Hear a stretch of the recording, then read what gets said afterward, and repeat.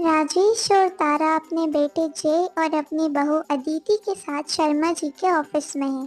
शर्मा जी उन्हें एक पुराना बड़ा घर देने के लिए तैयार हैं। राजेश जी, वो घर आपके परिवार के लिए परफेक्ट है, बड़ा है और सस्ता भी है। लेकिन इतना बड़ा और सस्ता घर, कहीं कुछ गड़बड़ तो नहीं?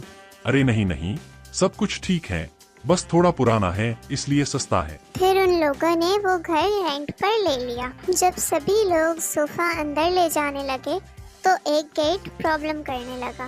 पापा, ये सोफा अंदर नहीं जा रहा, गेट छोटा लग रहा है। हाँ, अजीब बात है। पहले तो लग रहा था कि सोफा आराम से आ जाएगा। फिर सभी ने मिलकर सोफा अंदर लाने की कोशिश की, लेकिन सोफा अंदर नहीं आ पाया।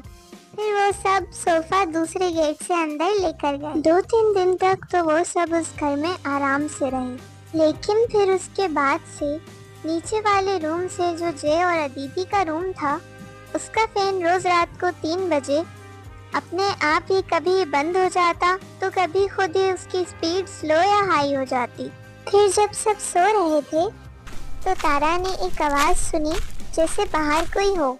इतनी रात को कौन हो सकता है? फिर आवाज दोबारा सुनाई दी। कौन है वहाँ? फिर तारा को एक साया छत पर जाते हुए दिखा।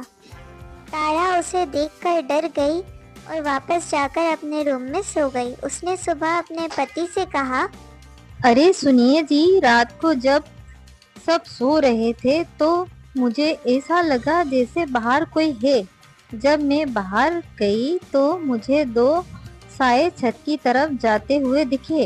अरे कोई नहीं होगा, तुम्हारा वहम होगा बस। मुझे पता था कि आप मेरी बात का विश्वास नहीं करेंगे। फिर एक दिन जब अदिति छत पर कपड़े डालने गई तो उसको ऐसा लगा कि टंकी के पीछे कोई खड़ा उसे देख रहा है। वो टंकी के पास देखने के लिए गई, लेकिन उसे कोई भी नहीं दिखा। एक दिन जब सब लोग घर वापस आ रहे थे तो तभी उनकी पड़ोसन उनको आवाज लगाकर रोकती हैं और बोलती हैं, तुम लोग उस घर में क्यों रह रहे हो? क्या मतलब है आपका? मैं समझी नहीं। यह घर पहले भी कई लोगों ने लिया था, लेकिन वो सब रातों रात खाली करके चले गए। उन सब का कहना था कि यह घर श्रापित है। फिर घर जाकर तारा ने राजेश से कहा, आपने सुना अपनी पड़ोसन क्या कह रही थी?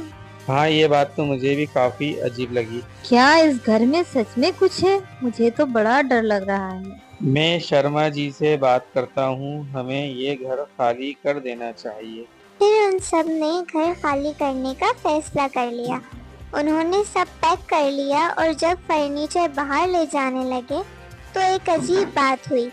जिस गेट से सोफा अंदर नहीं आ रहा था, अब उसी गेट से सोफा आसानी से निकल गया। ये सोफा तो अंदर नहीं जा रहा था, अब कैसे इतनी इजीली बाहर आ रहा है? इस घर में जरूर कुछ है। वो लोग बात कर ही रहे थे, तभी अचानक से दरवाजा अपने आप ही बंद हो गया।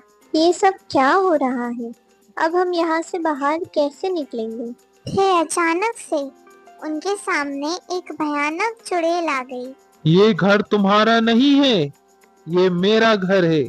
हमें जाने दो, हमने तुम्हारा क्या बिगाड़ा है? अब दोबारा यहाँ आने की कोशिश भी मत करना, अंजाम बहुत ही बुरा होगा।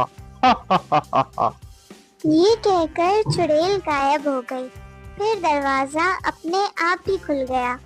फिर सबने सामान जल्दी जल्दी ट्रक में डाला और वहाँ से चले गए। फिर उस घर से उसी चुड़ैल की हंसने की आवाजें आती हैं।